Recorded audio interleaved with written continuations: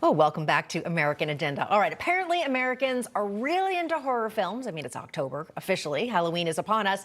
And not so much into romantic comedies. The film Smile, taking the #1 spot at the box office, raking in $22 million, looks absolutely terrifying to me. While the gay comedy Bros took the 5th spot, earning a disappointing $4.8 million. Okay. Looks like 4 there, but that's not sitting well with star Billy Eichner, who sent out this tweet, blaming the audience, not his film. That's just the world we live in, unfortunately. Even with glowing reviews, great Rotten Tomatoes scores, and A CinemaScope, etc., straight people, especially in certain parts of the country, just didn't show up for Bros, and that's disappointing. But is that what's going on here? I don't know. Yeah, Eichner, in his desperate attempt to make excuses for the film tanking, he may have forgotten that films like Brokeback Mountain and Philadelphia did incredibly well at the box office. Truly incredible. But maybe, I don't know, a bromance doesn't appeal to anybody. But we'll find out, because joining us now to discuss is our panel, Florida businessman, attorney, and GOP strategist Ford O'Connell, and digital director of Outspoken USA, David Leatherwood, and host of Money Talk with Melanie, Project 21 member Melanie Colette. All right, I'm going to start with you here, David. All right, a gay bromance. We're also hearing that maybe the poor showing could have something to do with Eichner's stance on former President Trump and MAGA Republicans. In now deleted tweets, Eichner originally said he wanted Trump and all MAGA lunatics to burn in hell.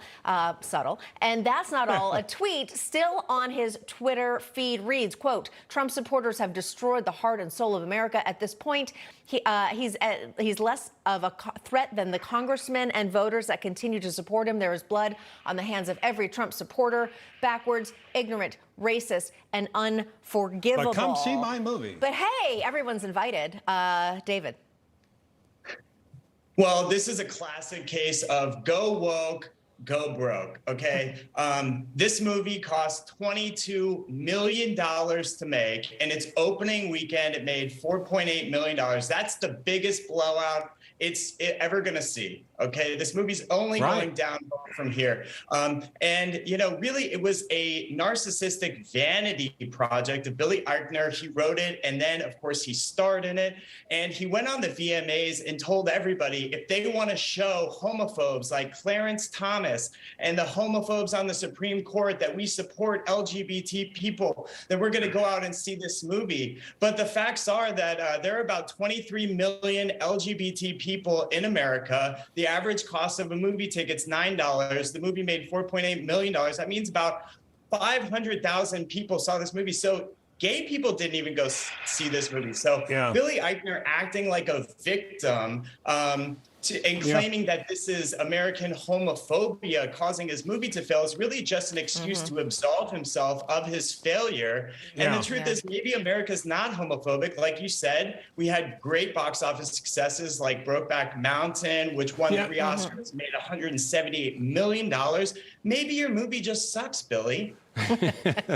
And Ford, the thing is, if it's a rom-com with a couple gay characters, the pitch session in Hollywood, I don't know if you start with that, because then the follow-up question is, okay, who's the audience? Because I used to live in LA, and I know in the pitch session, here's what happens. Guys can't get along with anybody. They decide to take a shot on each other. Is that, okay, who's the audience? And the answer to that question is not 200 million people. Maybe it's smaller than that, which is why they don't tend to make, like Brokeback Mountain, happen to have a couple gay characters, but it wasn't the only part of the movie. So it just seems like a bad idea from the beginning. Well, look, Eichner, I think, is the butt of many jokes right now because he embodies that typical elitist Hollywood mindset. Let's take a step back right now. Let's look at Hollywood overall. Hollywood right now is not really making any new films or breaking any new ground. They're just recycling scripts, and they're adding a heavy dose of identity politics and virtue signaling. And you see this over and over in Hollywood. But what blew my mind away with Eichner was bigots shouldn't come to this film. And then if you're a bigot if you don't come to the film. This is an absolute absurd thing. You shouldn't be blaming the audience. You should be blaming the PR people and the production people. Yeah, Melanie, I want to get your thoughts on this one. Just moving to a different film making headlines. Netflix, the new Marilyn Monroe film called Blonde. Many criticizing the film for exploiting the star by portraying her as a lifelong victim. We're going to see a tweet here from a model Emily Ratajkowski saying it fetishes female pain, comparing it to Britney Spears, Amy Winehouse, and Princess Diana. Also, Melanie, there were claims that the film was anti-abortion. Again, is this just a case of woke whining? Of course it's woke whining. And if it's anti-abortion, I love it. More anti-abortion films. Fill the movie theaters with anti-abortion films. I mean, honestly, what is wrong with these people? I don't understand this mindset of maybe we should kill less babies. Like, why are people so against maybe less babies should be murdered in the womb?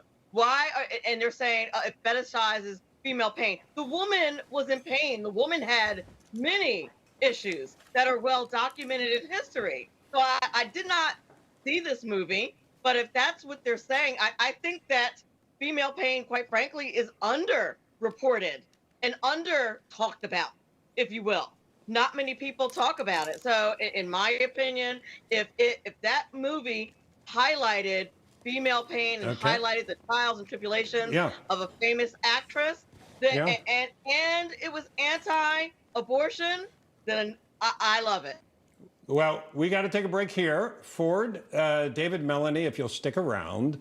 And then we have the story, so programming note for you. Today on Spicer & Company, Parents Fight Back. Executive Director of Fight for Schools, Ian Pryor, and former teacher Douglas Blair reveal how the system is brainwashing our children. See the special series, Parents Fight Back, only on Spicer & Company. Catch it today, 5 p.m. Eastern. And coming up, we're going to be keeping up with the Kardashians right here on American Agenda. But you never thought we would say that.